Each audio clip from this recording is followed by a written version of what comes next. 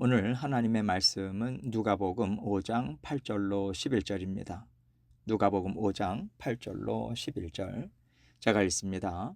시몬 베드로가 이를 보고 예수의 무릎 아래에 엎드려 이르되 주여 나를 떠나소서 나는 죄인이로소이다 하니 이는 자기 및 자기와 함께 있는 모든 사람이 곡이 잡힌 것으로 말미암아 놀라고 세베대의 아들로서 시몬의 동업자인 야고보와 요한도 놀랐음이라.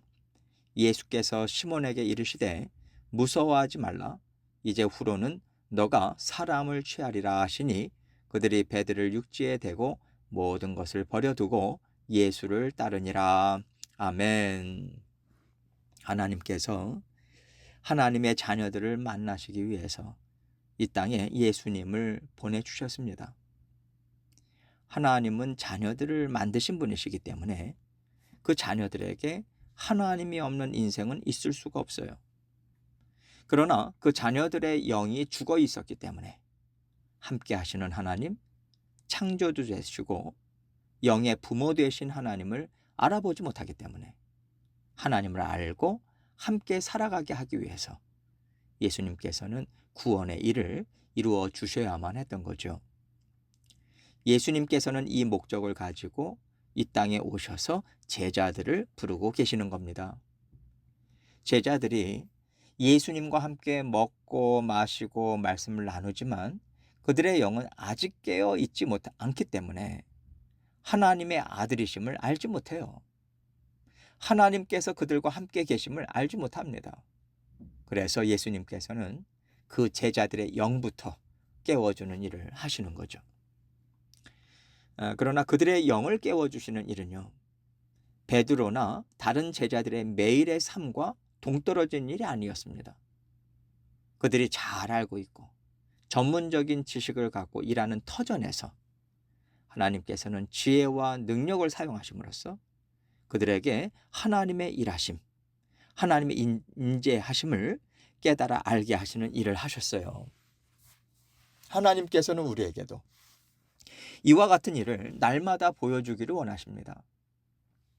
우리를 구원해 주신 것으로 끝난 것이 아니잖아요. 하나님은 우리 삶의 터전에서 일어나는 일들을 통해서 하나님이 우리와 함께 살고 계시고 우리의 삶의 주관자시다라는 것을 날마다 일깨워 주십니다. 하나님께서는 오늘도 우리에게 이 말씀, 이 깨달음을 주고자 하신다는 것을 생각하시면서 오늘 말씀을 함께 살펴보겠습니다. 8절입니다. 시몬 베드로가 이를 보고 예수의 무릎 아래에 엎드려 이르되 주여 나를 떠나소서 나는 죄인이로소이다 하니. 지금 무슨 상황이냐면 오늘 본문 바로 전 내용을 보면요, 베드로가 밤이 맞도록 동료들과 함께 그물을 내렸어요. 물고기를 잡고자 했지만 허탕을 쳤습니다. 그래서 오늘은 안 되나 보다 포기했죠. 그물을 다 씻고 정리를 했어요. 근데 예수님께서 무리들에게 말씀을 다 전하신 후에 베드로에게 저 깊은 데로 가서 그물을 내려 고기를 잡아라, 이 말씀을 하십니다. 어부로서의 경험이나 지식으로 볼 때 베드로는요, 물고기 잡는 일에 대해서 알지 못하는 사람의 말을 들을 이유가 없는 거예요. 그러나 예수님께서 기적을 베푸시고 또 병든 자도 고치시고 보통 사람은 아니라고 하는 것을 알고 있으니까 평소에 알고 있었던 예수님의 뛰어난 능력을 의지해서 그 말씀에 순종합니다. 그랬더니 마치 예수님께서 병든 자를 고치시고 오병이어의 기적을 베푸신 것처럼 베드로가 던진 그물에 수많은 물고기들이 잡힌 거예요. 얼마나 많이 잡혔는지 베드로의 배 한 척으로는 감당할 수가 없어요. 그래서 동업자들인 야고보와 요한이 탄 배까지 불러서 그물을 같이 올렸고 두 배에 물고기가 가득 찬 거죠. 베드로나 함께 일했던 어부들 입장에서는요, 지금까지 쌓아온 경험 또 지식으로는요, 이런 일은 절대로 일어날 수가 없는 일이에요.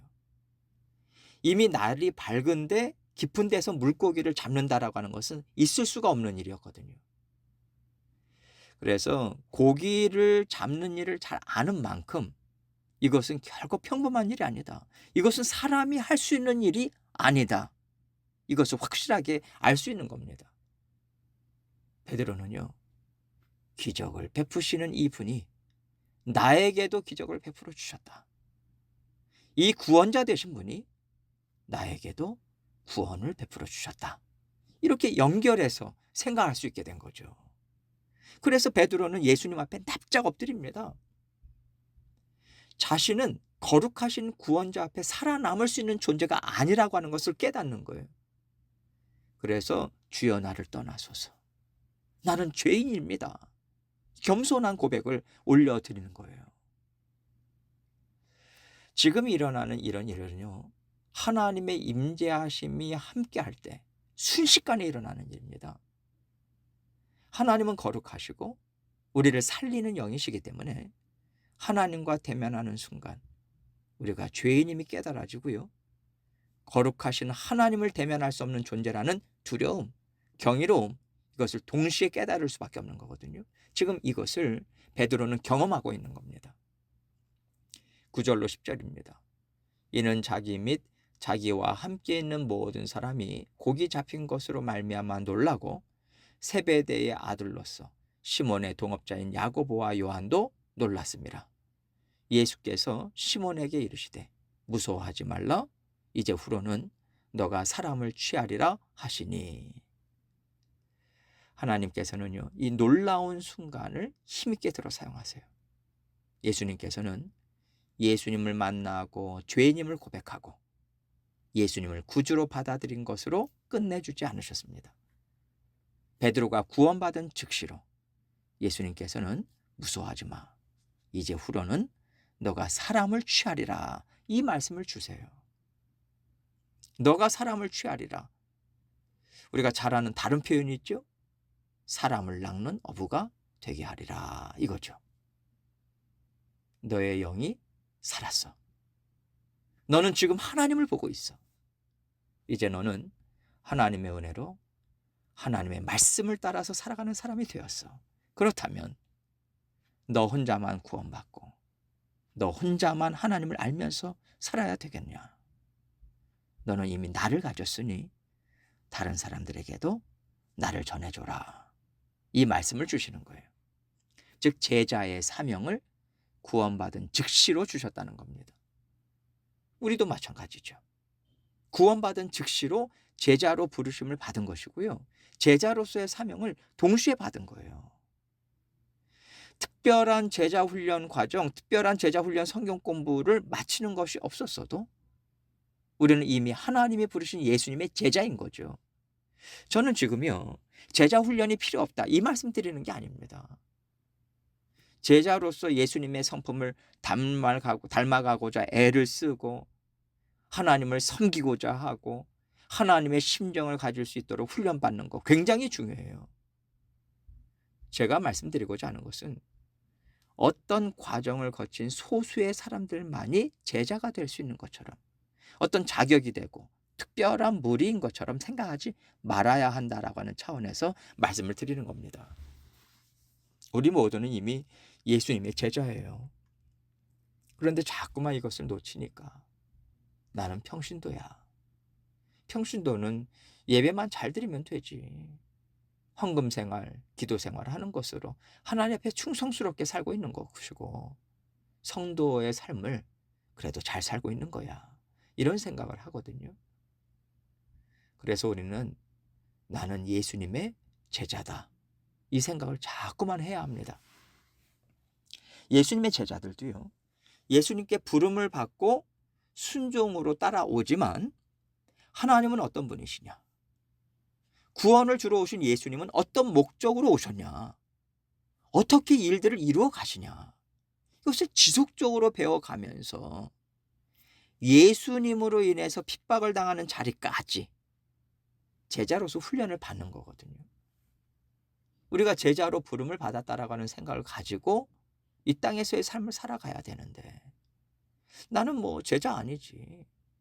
그러니까 고난을 통과하는 훈련도 필요 없고 피곤함이나 고단함까지 견디면서 하나님 앞에 나아갈 필요도 없고 내가 손해보면서까지 신앙생활을 할 필요 없는 거 아니겠어? 이렇게 제자로서 감내해야 되는 고난과 어려움을 자꾸만 피해가려고 하거든요. 어느 누구도 제자의 사명에서 예외가 없다는 것을 우리는 분명히 알아야 돼요. 하나님의 강권적인 훈련을 받지 않는 사람들은요, 나는 피해가나 보다 이렇게 생각할 수 있겠지만 하나님은요 다 제자로 부르셨기 때문에 우리가 인식하든 인식하지 못하든 우리 모두는 다 제자로서의 훈련을 받고 있습니다. 우리가 일상의 삶에서 경험하는 모든 일들에는 제자는 어떻게 살아야 하는가, 이 내용이 담겨 있는 거예요. 그래서 어떤 상황에서도 예수님께서 나에게 무엇을 말씀하시냐, 이것을 계속해서 배워야 됩니다. 베드로가 예수님을 선생님이라고 했다가 주여라고 바꿔 부르는 인식의 변화가 있듯이 우리 삶에도 이런 인식의 변화가 지속적으로 일어나야 돼요. 하나님께서는 우리 모두를 제자의 과정에 집어넣으셨고요. 우리는 그 안에서 살고 있습니다. 그래서 하나님께서 왜 이런 일을 나에게 허락하시는가? 나는 예수님의 제자니까. 이것을 인식하면서 과정을 지나가는 사람들은요, 받아들이고 또 깨닫고 감당할 수 있는 폭이 훨씬 넓어져요. 하나님께서 우리에게 너는 예수님의 제자로서 인생을 살아가고 있냐? 이 질문을 지속적으로 던지십니다. 이 질문에 네, 저는 예수님의 제자입니다. 이 고백으로 하나님께서 날마다 베푸시는 일들을 순종함으로 따라가야 하는 거죠. 이런 맥락에서 11절 말씀은요, 제자의 부르심을 듣고 순종하는 사람들의 모습을 이렇게 보여주고 있어요. 그들이 배들을 육지에 대고 모든 것을 버려두고 예수를 따르니라.